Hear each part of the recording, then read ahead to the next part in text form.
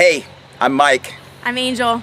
and we're standing outside the Trans-Allegheny Lunatic Asylum in Weston, West Virginia, and in about a half hour we're going to enter this building for about 6 hours to explore around and also to check out any ghosts or hauntings that might be inside.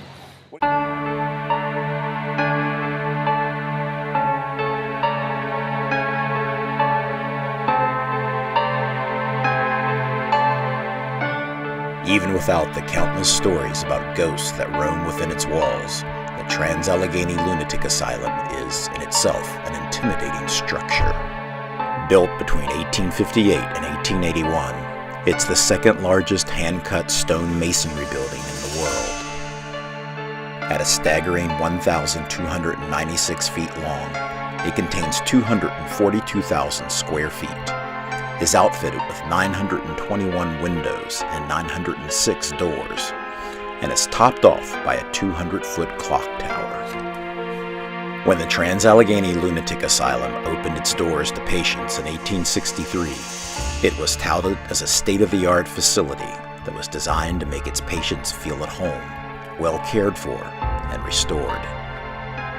It didn't take long, however, for the asylum to exceed its original occupancy of 250 patients. By 1880, it already housed over 700 patients, and that number continued to grow to a dangerously overcrowded 2,600 in the 1950s.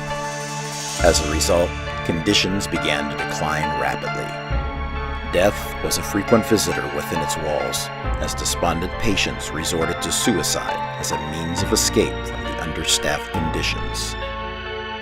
Some of the most deranged also committed grisly murders. So, with such a creepy history, it's not surprising that the Trans-Allegheny Lunatic Asylum has been voted as one of America's most haunted places. In October 2017, Mike Straudeman and good friend Angel Moreno decided to see for themselves if the stories of paranormal phenomena were true by spending an entire night in the asylum. What do you think, Angel? You think we're going to see anything in there? Well, I'm hoping so. Me too, actually. So yet to see a ghost, but we're hoping, keeping our fingers crossed that we might see some cool stuff. We've got our handy EMF detector here for, picking up any electrical signals. We've also got a detector that will help us hear any hidden messages they might be saying to us as well. So we'll be back here again tomorrow morning about 6 o'clock in the morning, hopefully, and we'll tell you what we find out. Their tour began on the 3rd floor, where both geriatric patients as well as some of the more violent female patients were held. Alright, so there's supposed to be a ghost named Jim, and this is his favorite seat, and I'm sitting in it. There's some toys over here that he probably played with. Just sat in a closet. I don't see anything yet, but fingers crossed. Outside of some eerie reminders of former patients, however, Mike and Angel didn't encounter anything out of the ordinary. All right, Angel, 1 floor down. No sightings as of yet. No sightings. What are you thinking? I'm very skeptical. You're skeptical? Yep. All right. Okay. Got a couple more floors to make you a believer. Yep. Hoping it happens. The 4th floor of the asylum is notorious for accounts of unexplained laughter, throaty moans, and doors that mysteriously slam shut. Unsuccessful at conjuring their own paranormal experiences, Mike and Angel enlisted the help of a ghost hunter. By using a device called a spirit box, many believe that, through the use of radio frequencies, direct communication can be made with ghosts. Hey, Ben, are you in here? Or anybody in here?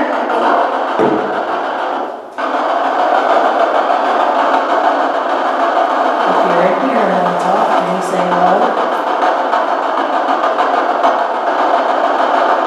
There's some new people that would like to meet you. That's good. Did you just say a bad word? What was that? Can you say that again?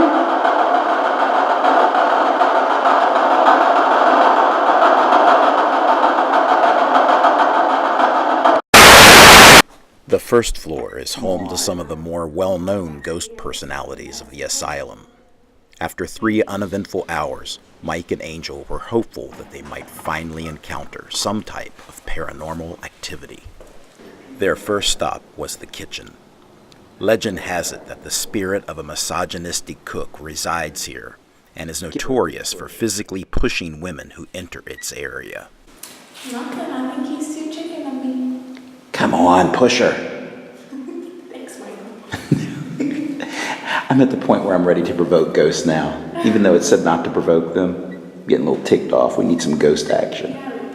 Isn't Lily the only reason why people come here anyways? Probably so. She's the only cool ghost. Yeah, the only one that shows its face. Does anything. Don't feel like I'm being pushed out. Boy, what a disappointment.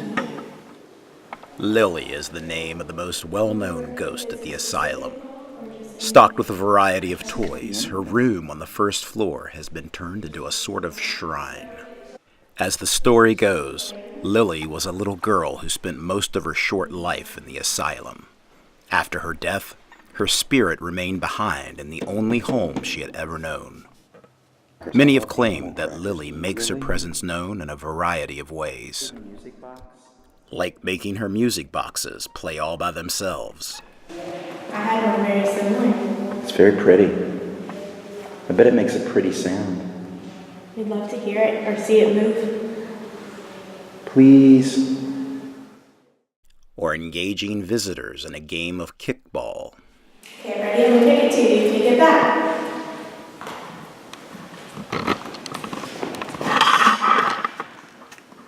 Come over here.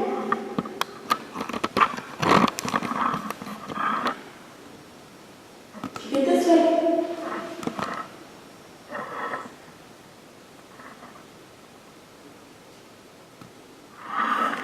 You need to play with us, okay? You drove 3 hours.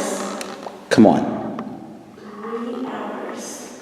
Maybe it's just you. She doesn't like guys. Maybe so. I'm offended. Lily, come on.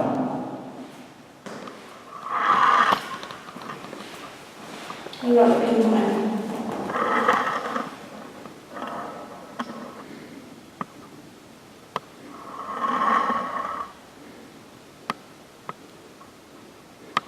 Send that ball back to Angel. I'm going to close the door. You're going to have a timeout. Oh, she doesn't seem like that. Come on. Lily, I'm serious. Roll that ball back to Angel right now. Right now. I'll make sure say you very seriously. Lily. But just as Mike and Angel had almost resigned themselves to an uneventful evening of ghost hunting, they finally picked up on what they believed to be paranormal activity in the asylum's cafeteria area. Mike, I think I finally hear something. I don't see anything. Where are you? Michael! Well, I was hungry. What are you doing? It's sometimes hard work, okay? Sorry. Are you eating right now? I needed a snack. Are you eating right now? I am eating right now. The second floor was the final stop on their tour. Unlike the rest of the asylum, parts of this floor, including the doctor's quarters, had been restored to their original splendor. Ooh, the cannabis indica. Wow. There were some serious stuff. And some balsam for your lungs. What's that? It was a thing called phrenology where you could determine things that were wrong with you and your personality by rubbing the bumps in your head. However, much like the other floors, there were still plenty of disturbing events that occurred there. In the East Ward, where troubled teenage boys were housed, a patient had brutally slaughtered a fellow patient in the bathroom. Right, so this is the bathroom where the boy stabbed another boy with a butter knife. Is it 17 times? Yep, 17 times. What was that? That was me. That was you right here. I thought this crawled out of my skin. I was like, what? Across the hall, a despondent patient took their own life. So this is the room where the boys hung themselves.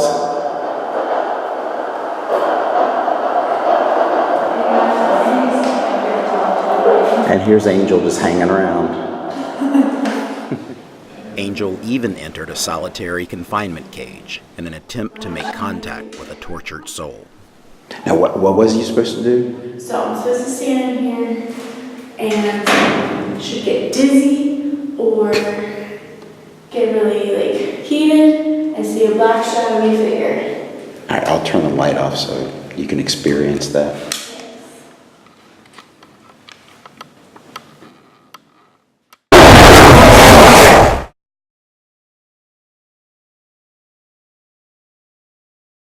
And while there were eerie reminders of the asylum's dark history at every turn, Mike and Angel still had not encountered any paranormal activity. Yeah. Both disappointed and a bit punchy by their lack of sleep, they set out to create their own spooky adventures.